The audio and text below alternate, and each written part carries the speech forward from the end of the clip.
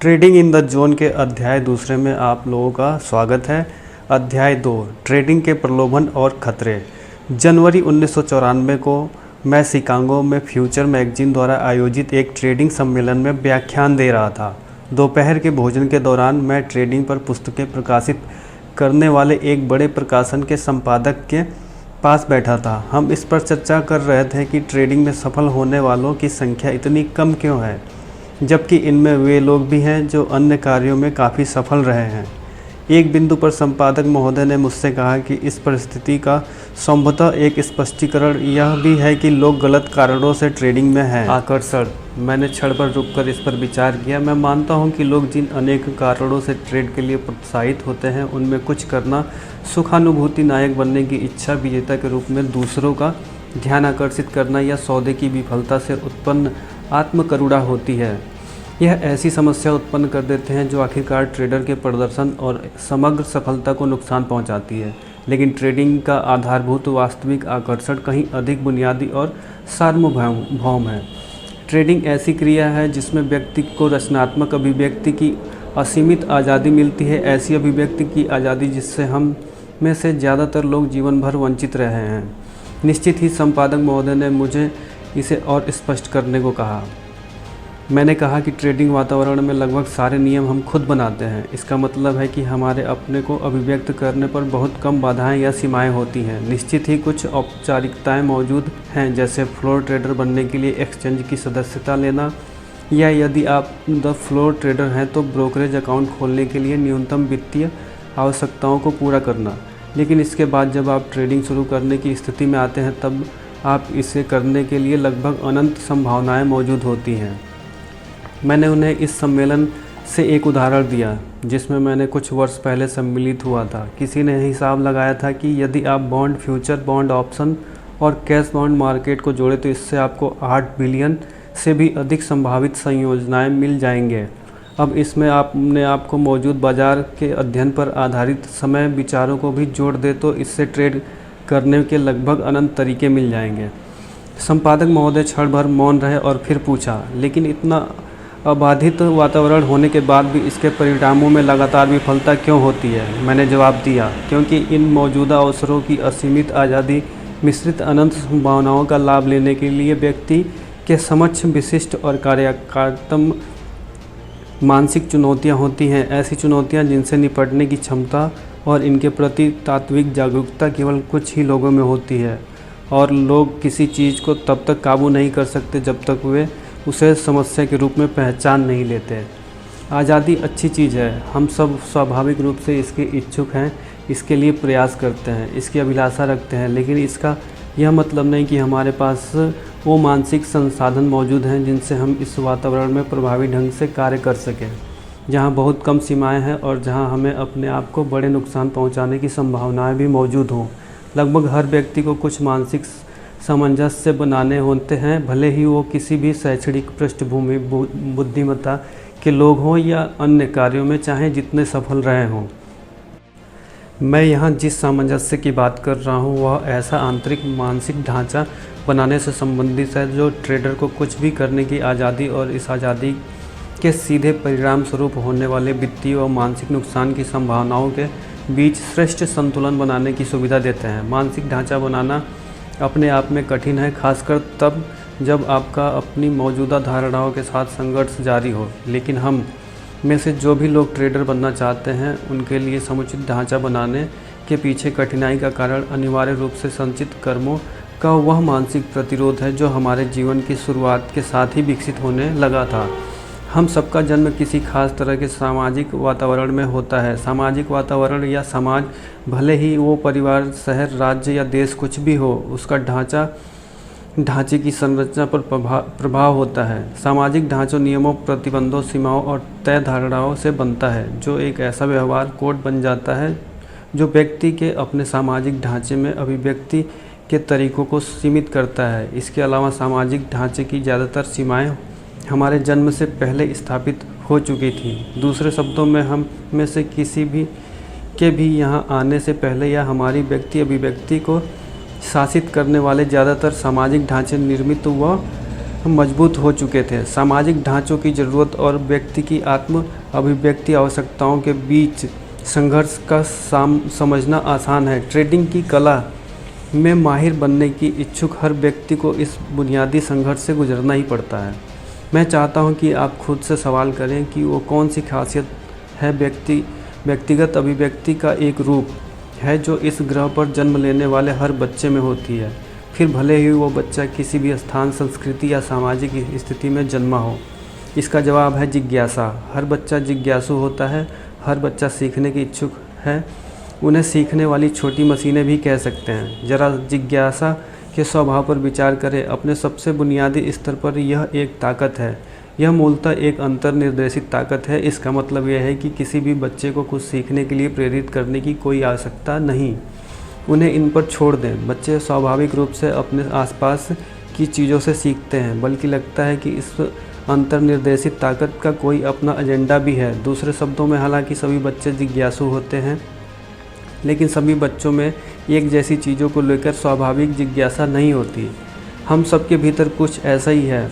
हमारे बोध को कुछ खास चीज़ों और ऐसे अनुभवों की तरफ निर्देशित करता है जो दूसरों से अलग होते हैं। बल्कि अबोध शिशु को पता होता है कि उसे क्या चाहिए और क्या नहीं। वयस्क शिशु द्वारा ऐसी विशिष्ट व्यक्तित्वता दर्शाने पर अक्सर हैरान हो जाते हैं। उन्हें लगता है कि शिशुओं के भीतर ऐसा कुछ नहीं होता है जो उन्हें वैसा विशिष्ट बनाए जैसा वो हैं। शिशु अपने वातावरण के प्रति आकर्षण या विकर्षण के अलावा अपनी व्यक्तित्वता और कैसे अभिव्यक्त कर सकता है, मैं इस पर निरंतर निर्देशित मार्गदर्शन को स्वाभाविक आकर्षण बल कहता हूँ। स्वाभाविक आकर्षण केवल उन चीज़ों के प्रति होता है जिनमें हमारी स्वाभाविक और आवेगपूर्ण दिलचस्पी होती है। हमारी दुनिया बेहद बड़ी और विविधात्मक है और इसमें हम सबके सीखने और अनुभव करने के लिए बहुत कुछ है, लेकिन इसका यह मतलब नहीं कि हम सभी में सब चीज़ों को सीखने या अनुभव करने का स्वभाव या आवेगपूर्ण दिलचस्पी होते हैं। हमारे भीतर एक आंतरिक तंत्र होता है जो हमें स्वभावतः चयनात्मक बनाता है। यदि आप इस पर विचार करें तो मुझे विश्वास है कि आप भी उन चीज़ों की सूची बना सकते हैं जो आपको करनी है या जिनमें आपकी कतई दिलचस्पी नहीं है। मुझे पता है कि मैं बना सकता हूँ। आप ऐसी चीज़ों की भी सूची बना सकते हैं जिनमें आपकी केवल थोड़ी सी दिलचस्पी है। अंत में आप ऐसी सूची बना सकते हैं जिनके प्रति आपकी आवेगपूर्ण दिलचस्पी है। निश्चित ही दिलचस्पी का स्तर बढ़ने के साथ ही यह सूची छोटी हो जाती है। यह आवेगपूर्ण दिलचस्पी आती कहाँ से है? मेरा अपना मानना है कि यह हमारे अस्तित्व के गहनतम स्तर से आती है, ऐसा स्तर जो हमारी वास्तविक पहचान है। यह हमारे उस हिस्से से आती है जो हमारी उन विशेषताओं और व्यक्तिगत स्वभाव के पार है जिन्हें हम अपनी सामाजिक परिवेश के परिणाम स्वरूप हासिल करते हैं।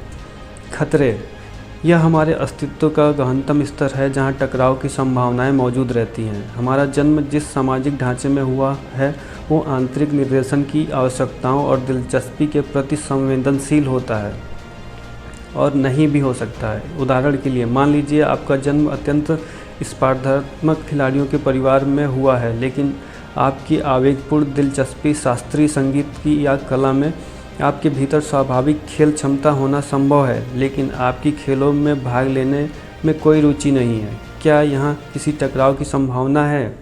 एक आम परिवार में ज़्यादातर परिजन आप पर खूब दबाव बनाते हैं कि आप अपने भाइयों, बहनों या माता पिता के नक्शे कदम पर चलें। वे आपको अपने तरीके सीखने और आपकी खेल क्षमताओं को बढ़ाने का भरसक प्रयास करते हैं। वे आपके किसी और चीज़ में गंभीर दिलचस्पी लेने के प्रति हतोत्साहित करते हैं। आप वही करने लगते हैं जो वे चाहते हैं क्योंकि आप बहिष्कृत नहीं होना चाहते हैं, लेकिन इसके साथ ही आपको उनकी बातें मानना भी उचित नहीं लगता। हालांकि आपको जो कुछ भी सिखाया जाता है और आप जो सीखते हैं वो खिलाड़ी बनने के पक्ष में होता है। समस्या यह है कि आपको यह अपने मिजाज का नहीं लगता। इस टकराव के परिणाम स्वरूप हमें जो होना सिखाया जाता है और जो हमारे अस्तित्व के गहनतम स्तर से प्रतिनिधित्व हो रहा हो वो बहुत अलग होता है। मैं कह सकता हूँ कि हम में से ज़्यादा नहीं तो कुछ लोगों की परिवश ऐसे परिवारों की और सांस्कृतिक वातावरण में होती है जहाँ हमें अपनी विशिष्ट शैली में खुद को अभिव्यक्त करने के लिए निष्पक्ष और गैर आलोचनात्मक समर्थन का कम ही मिलता है। इस समर्थन की कमी का कारण केवल प्रोत्साहन की अनुपस्थिति नहीं है, यह इतना गहरा हो सकता है उस विशिष्ट शैली को सीधे खारिज कर दे जिनके द्वारा हम अपने आप को अभिव्यक्त करना चाहते हैं। उदाहरण के लिए एक ऐसी ही समान स्थिति को देखते हैं। एक बच्चा अपने जीवन में पहली बार उस चीज़ को देखा है जिसे हम कॉफ़ी टेबल पर रखा फूलदान कहते हैं। उसे जिज्ञासा है, जिसका मतलब यह है कि उसकी आंतरिक ताकत उसे उस व्यक्ति को महसूस करने के लिए विवश करता है। एक मायने में यह ऐसा है जैसे उस ताकत में ने उसके मन में ऐसा शून्य उत्पन्न करता है जिसे उसकी दिलचस्पी की वस्तु से ही भर जाता है। अतः उसका पूरा ध्यान फूलदान पर ही लगा रहता है और इसी मंशा के साथ वो बैठक के फर्श से काफ़ी दूर स्थित कॉफ़ी टेबल तक घुटनों तक चलकर जाता है। वहाँ पहुँचने के बाद वो टेबल के किनारे पहुँचता है ताकि उसके सहारे अपने पैरों पर खड़ा हो सके। वो एक हाथ में मजबूती से टेबल पर टिकाते हुए अपना संतुलन बनाता है और दूसरे हाथ से उस चीज़ को छूने की कोशिश करता है जिसे उसने कभी अनुभव नहीं किया। बिल्कुल तभी उसे कमरे के दूसरी तरफ से किसी का चिल्लाना सुनाई देता है, नहीं, उसे छूना मत। बच्चा चौंक कर अपने कूल्हों के बल गिरता है और रोने लगता है। जाहिर है यह एक बेहद आम घटना है और पूरी तरह से जिससे बचा जा सकता है। बच्चों को बिल्कुल पता नहीं होता कि उन्हें क्या करने से चोट लग सकती है या फूलदान जैसी चीज़ कितनी नाजुक हो सकती है, बल्कि क्या सुरक्षित है और क्या यह नहीं। चीज़ों का मूल्य एक अहम सबक है जो बच्चे को सीखना ज़रूरी है। हालांकि यहाँ एक अत्यधिक महत्वपूर्ण मानसिक संचालन शक्ति काम कर रही होती है जिसके हमारे आगामी जीवन में प्रभावी ट्रेड करने के लिए केंद्रित होने, अनुशासन विकसित करने की क्षमता पर सीधा प्रभाव पड़ता है। क्या होगा यदि हम अपने आप को इस तरह से अभिव्यक्ति करने का अवसर ना मिले जैसे हम करना चाहते हैं, या हमें अपने आप को इस तरह अभिव्यक्त करने के लिए मजबूर किया जाए जो हमारी स्वाभाविक चुनाव प्रक्रिया के अनुरूप नहीं है। यह अनुभव हमें बेचैन कर देता है। बेचैन होने का मतलब असंतुलन है, लेकिन हमारा संतुलन वास्तव में क्या? किसी चीज़ के असंतुलित होने के लिए सबसे पहले उसमें किसी तरह का या उसी के जैसा संतुलन होना चाहिए। यह चीज़ एक सीमा तक तालमेल होता है जो हमारे आंतरिक मानसिक परिवेश और बाहरी वातावरण के बीच मौजूद रहता है जहां हम अपना जीवन अनुभव लेते हैं। दूसरे शब्दों में हमारी आवश्यकताएं और इच्छाएं हमारे मानसिक परिवेश में उत्पन्न होती हैं और वे बाहरी वातावरण में पूरी होती हैं। यदि इन दोनों वातावरण का एक दूसरे से तालमेल हो तो हम आंतरिक संतुलन की स्थिति में होंगे और हमें संतोष या प्रसन्नता अनुभव होगी। यदि इन दोनों वातावरण में तालमेल ना हो तो हमें असंतोष, रोष, हताशा या जिसे आमतौर पर भावनात्मक कष्ट के रूप में संदर्भित करते हैं वैसा अनुभव होता है। अब हम जो चाहते हैं वो ना मिलने पर या हम जिस विशिष्ट शैली में अपने को व्यक्त करना चाहते हैं उसकी आज़ादी ना मिलने पर हमें भावनात्मक कष्ट क्यों अनुभव होता है। मेरा अपना सिद्धांत यह है कि यह ज़रूरतें और इच्छाएं मानसिक शून्य उत्पन्न करती हैं। हम जिस जगत में रहते हैं उसमें इस शून्य के उत्पन्न होने पर उसे सहन ना करने और इसे भरने का स्वाभाविक प्रवृत्ति होती है। किसी बोतल से पूरी हवा निकाल दीजिए तो इसके मुंह पर लगे आपके जीभ और होंठ इससे चिपक जाएंगे क्योंकि अपने असंतुलन शून्य उत्पन्न कर दिया है जिसे भरना जरूरी है। इसके पीछे अभिव्यक्ति की कौन सी गति की है? आवश्यकता आविष्कार की जननी है। आवश्यकता ने जिस मानसिक शून्य को उत्पन्न किया है उसे पहचान कर जगत उसे प्रेरक विचारों से भर देगा। यदि आप मन ग्रहणशील हुआ, इसके बदले यह विचार ऐसे गतिविधि और अभिव्यक्ति को प्रेरित करेगा जो परिणाम स्वरूप उस आवश्यकता की पूर्ति करेगा। इस संबंध में मुझे लगता है कि हमारा मानसिक परिवेश एक स्वतंत्र ब्रह्मांड की तरह काम करता है। एक बार इसे इच्छा या आवश्यकता को पहचान लेने के बाद हमारी बाहरी वातावरण से मिले अनुभव द्वारा इस शून्य को भरने का प्रयास करते हैं। यदि हमें यह इच्छित या आवश्यक वस्तु की प्राप्ति का अवसर नहीं मिलता तब हमें कुछ अधूरापन या किसी चीज़ की कमी महसूस होने लगती है जिससे हम असंतुलन या भावनात्मक कष्ट की स्थिति में आ जाते हैं। क्या हमारे मन की भी इस नवनिर्मित शून्य नफरत है? किसी बच्चे से उसका खिलौना खेल समाप्त होने से पहले ही छीन लें, भले ही आप ऐसा करने के लिए कितना भी अच्छा कारण दें, और इस पर ब्रह्मांडीय प्रकृतियाँ भावनात्मक कष्ट की ही होगी। हमारे 18 वर्ष की उम्र का होने तक हमें धरती पर करीब 6570 दिन हो चुके होते हैं। एक बच्चे का रोज़ाना औसतन कितनी ही बार यह शब्द सुनने पड़ते होंगे, जैसे नहीं, तुमसे यह नहीं हो सकता, यह ऐसे नहीं होगा, तुम्हें इसे ऐसा करना चाहिए, अभी नहीं, मुझे इस बार में सोचने दो, मैं तुम्हें बताऊंगा, यह नहीं हो सकता। तुम्हें क्यों लगा कि तुम ये कर सकते हो? तुम्हें यह करना ही होगा, तुम्हारे पास और कोई चारा नहीं। ये बस हमें परिवेश के दौरान व्यक्तिगत अभिव्यक्ति से इनकार करने के तुलनात्मक रूप से कुछ विशिष्ट तरीके हैं।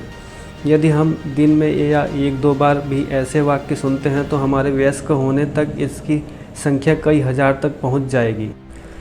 मैं ऐसे अनुभवों को सीखने का आयोग अंकुश करता हूँ, वह आवेग जो आंतरिक आवश्यकताओं पर आधारित हैं, जो हमारे व्यक्ति के गहनतम भाग स्वाभाविक चयन प्रक्रिया द्वारा उत्पन्न हो रहे हैं। जिन आवेगों पर अंकुश लगाया गया या जो अधूरे रह गए, उनका क्या होता है? क्या वे समाप्त हो जाते हैं? वे हो सकते हैं यदि उन्हें किसी और तरह संतुष्ट कर दिया जाए। यदि हम या कोई दूसरा व्यक्ति कुछ ऐसा करे जिससे हमारा मानसिक परिवेश पुनः संतुलित हो जाए। और हम अपने मानसिक परिवेश को पुनः संतुलित कैसे कर सकते हैं? इसकी कई तकनीकी है। सबसे स्वाभाविक तकनीकी खासकर बच्चों के लिए रोना है। रोना इस अपूर्ण आवेग की संतुष्टि की स्वाभाविक प्रक्रिया, प्राकृतिक तरीका है। वैज्ञानिक शोधों में पाया गया है कि आंसू नकारात्मक संतृप्त आयोन से बने होते हैं। यदि इन्हें स्वाभाविक रूप से बहने दिया जाए तो रोने से हमारे मन की नकारात्मक संतृप्त ऊर्जा निकल जाती है और हम पुनः संतुलित हो जाते हैं, फिर भले ही मूल आवेग संतुष्ट हुआ हो या नहीं। इसमें समस्या यह है कि अधिकांशतः घटनाओं को स्वाभाविक मार्ग नहीं लेने दिया जाता और यह आवेग को अंकुश असंतुष्ट ही रह जाता है। हालांकि हमारे बचपन में ऐसा नहीं होता। ऐसे कई कारण हैं कि वयस्कों को उनके बच्चे, खासकर लड़कों को रोना पसंद नहीं होता और वे इन्हें ऐसा करने से रोकने के लिए सब कुछ करते हैं। इसके भी कई कारण हैं कि वयस्क इसकी परवाह नहीं करते कि वो अपने बच्चों को यह समझाए कि उन्हें कोई काम करने से क्यों रोका जा रहा है, बल्कि यदि वयस्क कोशिश करे तब भी यह ज़रूरी नहीं होता कि वे असंतुलन को संतुष्ट ही कर लेंगे। यदि यह आवेग संतुष्ट नहीं हुए तो क्या होगा? वे जमा होते जाएंगे और आमतौर पर वे किसी भी तरह के आदत या जुनूनी व्यवहार के रूप ले लेते हैं। एक मोटा नियम यह हो सकता है कि हमें बचपन में जो करने से रोका जाता है वो बड़े होने पर सहज ही हमारी आदत बन जाती है। उदाहरण के लिए, बहुत से लोगों में ध्यानाकर्षण की आदत होती है। मैं यहाँ उन लोगों की बात कर रहा हूँ जो बहुत सी चीज़ें केवल लोगों ध्यान अपनी तरफ आकर्षित करने के लिए करते हैं। इसका सबसे आम कारण यह है कि उन्हें लगता है कि बचपन में उन पर उतना ध्यान नहीं दिया गया जितना देना चाहिए था, या यह उन्हें तब नहीं मिला जब उनके लिए यह बेहद अहम था। बहुत से मामलों में इस वचना असुलझी भावनात्मक ऊर्जा बन जाती है जो उन्हें ऐसा व्यवहार करने को मजबूर करती है जिससे उनकी यह आदत संतुष्ट हो सके। हमें इस संबंधित आवेग अंकुश जो हम सबके भीतर मौजूद है के बारे में यह समझना जरूरी है कि यह किस तरह हमारी केंद्रित रहने की क्षमता तथा हमारे ट्रेडिंग के अनुशासन और सतर्कता को प्रभावित करना है। बचाव। ट्रेडिंग परिवेश में प्रभावी ढंग से कार्य करने के लिए हमें अपने व्यवहार के मार्गदर्शन हेतु कुछ नियम और सीमाएं बनानी होंगी। ट्रेडिंग में हमें नुकसान पहुंचाने वाली संभावनाओं का होना आम बात है। ऐसा नुकसान जो हमारी सोच से भी बड़ा हो सकता है। ऐसे भी बहुत तरह के ट्रेड हैं जिनमें नुकसान के जोखिम असीमित हैं। इस संभावित नुकसान से अपने आप को बचाने के लिए हमें अपने व्यवहार निर्देशन के लिए विशिष्ट मानसिक अनुशासन व नज़रिए के रूप में ऐसा आंतरिक ढांचा बनाना होगा जिससे हम हमेशा अपने हित में काम कर सकें। यह ढांचा हम सबके भीतर होना ही चाहिए और समाज के विपरीत बाजार इसे प्रदान नहीं करता। बाजार व्यवहार पैटर्न के रूप में ऐसा ढांचा प्रदान करता है जो बताता है कि किस वक्त खरीदने या बेचने के अवसर मौजूद हैं, लेकिन यह ढांचा यहीं तक समाप्त हो जाता है जो बस संकेत होते हैं। इनमें किसी व्यक्ति के नज़रिए से उसके व्यवहार को निर्देशित करने की औपचारिकता नियम नहीं होते, बल्कि इसमें वैसी शुरुआत मध्य अंत भी नहीं होता जैसा हमारी लगभग अन्य गतिविधियों में होता है। यह गंभीर मानसिक नियति की सबसे अहम विशेषता है। बाजार एक नदी जैसा है जो लगता है बहती रहती है। ये ना शुरू होती है, ना रुकता है और ना ही ठहरता है, बल्कि जब बाजार बंद होता है तब भाव भी गति करते हैं। ऐसा कोई नियम नहीं कि किसी दिन बाजार जिस भाव पर खुला है उस दिन का बंद भाव भी पहले जितना ही होना ज़रूरी है। समाज में हम ऐसा कुछ नहीं कर सकते जो हमें ऐसे सीमाहीन वातावरण में प्रभावी ढंग से कार्य करने के लिए उचित रूप से तैयार कर सके। बल्कि जुए के खेल में भी आंतरिक ढांचा होता है जो इसे ट्रेडिंग से काफ़ी अलग बना देता है और यह काफ़ी कम जोखिमपूर्ण है। उदाहरण के लिए यदि हम ब्लैक जैक खेलते हैं तो हमें सबसे पहले हमें यह तय करना होगा कि हम इसमें कितना दांव लगाना है या जोखिम लेना है। खेल के नियम इस चुनाव के लिए मजबूर करते हैं। यदि हमने चुनाव नहीं किया तो हम खेल भी नहीं सकेंगे। वहीं ट्रेडिंग में आप जितना जोखिम लेना चाहते हैं या फैसला लेने के लिए आपको कोई भी सिवाय आपके मजबूर नहीं करता, बल्कि यहाँ असीमित परिवेश होता है जहाँ भी किसी भी क्षण कुछ भी हो सकता है और केवल सतत विजेता ही ट्रेड से पहले ही अपने जोखिम का निर्धारण कर सकते हैं। शेष सबके लिए पहले से जोखिम को परिभाषित करना और आपको इस वास्तविकता से दूर कर देगा कि हर ट्रेड के संभावित परिणाम होते हैं, अर्थात यह विफल भी हो सकता है। सतत विफल रहने वाले इस वास्तविक को स्वीकार करने से बचने के लिए लगभग सब कुछ करते हैं कि ट्रेड भले ही कितना ही अच्छा दिख रहा हो, उसमें नुकसान संभव है। किसी बाहरी दबाव ढांचे ना होने के कारण आम ट्रेडर विपरीत सोच रखता है। उसके हर प्रमाण, हर तर्क और हर तरह के अजीब अनुमान पर भरोसा हो जाता है, जिससे वह यह मानते हुए ट्रेड कर सके कि उसे नुकसान नहीं होगा, जिस कारण जोखिम की पहले से ही पहचान करना अप्रासंगिक हो जाता है। समस्या, नियम बनाने के प्रति अनिच्छा। मैंने ट्रेडिंग में दिलचस्पी रखने वाला ऐसा कोई व्यक्ति आज तक नहीं देखा जिसने नियम बनाने की अवधारणा का विरोध ना किया हो। यह विरोध हमेशा स्पष्ट नहीं होता, बल्कि इसके विपरीत यह अत्यंत अप्रत्यक्ष होता है कि एक तरफ हम स्वीकार करते हैं कि नियम होना महत्वपूर्ण है, लेकिन हमारी वह करने की कोई वास्तविकता मंशा नहीं होती जो हमें सुझाया जाता है। यह विरोध गंभीर हो सकता है और इसके पीछे तर्क होना भी संभव है। हमारे दिमाग में जितने भी ढांचे होते हैं हमें अपने सामाजिक परिवेश से मिलते हैं जो दूसरे के चयन पर आधारित होते हैं। दूसरे शब्दों में इन्हें हमारे दिमागों में बिठाया गया होता है। यह हमारे अपने दिमाग की उपज नहीं होती। यह एक बड़ा फ़र्क है। इस ढांचे को बैठाने की प्रक्रिया में हमें अपने खुद के अनुभव द्वारा अपने अस्तित्व के स्वभाव को बढ़ाने, व्यक्त करने के और सीखने से बहुत स्वाभाविक आवेगों को रोक दिया जाता है। ऐसे बहुत से आवेग अंकुश कभी संतुष्ट नहीं हो पाते और हताशा, रोष, निराशा, ग्लानि या घृणा बनकर हमारे भीतर मौजूद रहते हैं। इन नकारात्मक अनुभूतियों को एकत्रित करना हमारी मानसिक परिवेश में ऐसी ताकत का काम करता है जो हम हर उस चीज़ से इनकार करने लगते हैं जो हम चाहते हैं और जब हम चाहते हैं वह करने या बनने पर अंकुश लगाती है। दूसरे शब्दों में हमारे ट्रेडिंग की तरफ आकर्षण का पहला कारण रचनात्मक अभिव्यक्ति की असीमित स्वतंत्रता होती है। इसी कारण से हम अपने व्यवहार का उचित निर्देशन करने वाले नियमों और सीमाओं को बनाने वाली हर चीज़ के प्रति स्वाभाविक विरोध महसूस करते हैं। यह ऐसा मानो हमें ऐसा आदर्श राज्य मिल गया हो जहां पूरी आज़ादी है और तभी कोई हमारा कंधा थपथपा कर कहता है, सुनो, तुम्हें नियम बनाने होंगे और सिर्फ यही नहीं, तुम्हें उनका पालन करने का अनुशासन भी रखना होगा। एक मायनों में नियमों का होना ज़रूरी है, लेकिन ऐसे नियम बनाने की प्रेरणा तब उत्पन्न होना कठिन है जब हम अधिकांश जीवन इनसे मुक्त होने का प्रयास करते रहे हों। आमतौर पर अपने विरोध के स्रोत को तोड़ना अत्यंत कष्टकारी और पीड़ा देने वाला होता है। फिर एक ऐसी ट्रेडिंग व्यवस्था बनाना और उसका अनुपालन करना जो व्यवस्थित व सतत हो और जिसमें धन कमाने की बुद्धिमत्तापूर्ण मार्गदर्शन शामिल हो। अब मैं यहाँ यह नहीं कह रहा हूँ कि एक सफल ट्रेडर बनने के लिए आपको अपनी सभी पिछली हताशा व निराशा को संतुष्ट करना होगा। ऐसा नहीं है और निश्चित ही आपको पीड़ा सहने की भी आवश्यकता नहीं है। मैंने ऐसे बहुत से ट्रेडर्स के साथ काम किया है जिन्होंने अपने सततता के उद्देश्य को हासिल किया और उन्होंने अपने आवेग अंकुश के बैकलॉग को संतुष्ट करने के लिए कुछ नहीं किया। फिर भी मेरा सुझाव है कि आप इसे हल्के में ना लें। आपको ऐसा मानसिक ढांचा बनाने के लिए कितना प्रयास करना और केंद्रित रहना होगा जो आपके सफल ट्रेडर बनने को सुनिश्चित करने वाले कौशल को स्थापित की क्षमता पर नकारात्मक प्रभाव डालने वाले आयोग अंकुश की क्षतिपूर्ति कर सके। समस्या, दायित्व लेने में विफलता।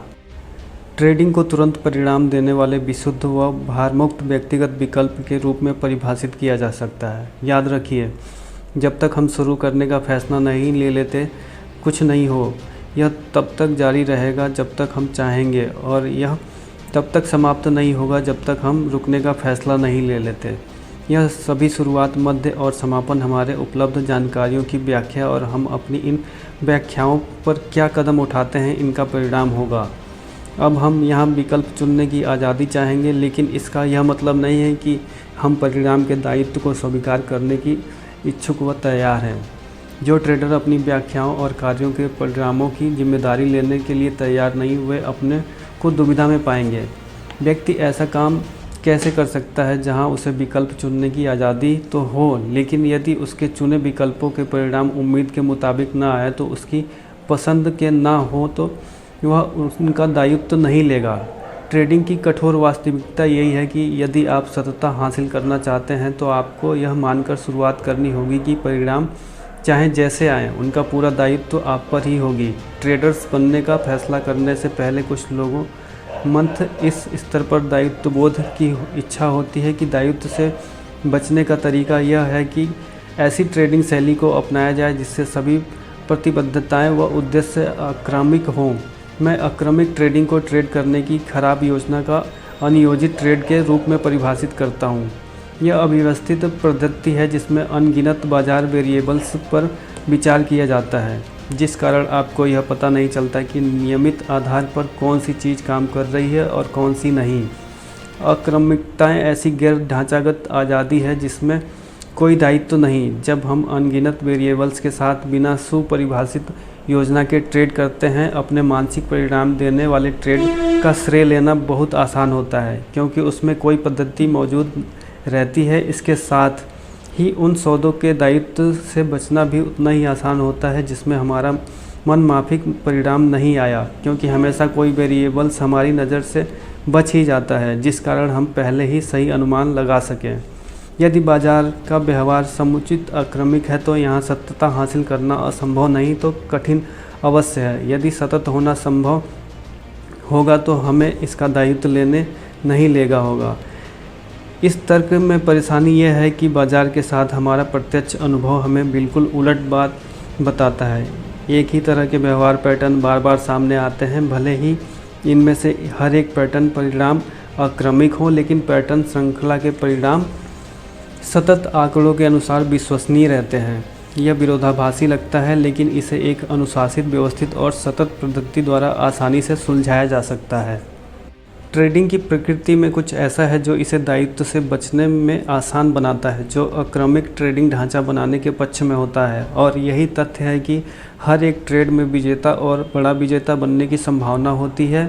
यहाँ बड़ा विजेता ट्रेड आपको तभी मिलेगा जब आप या तो बेहद शानदार विश्लेषक हों या बेकार विश्लेषक हों।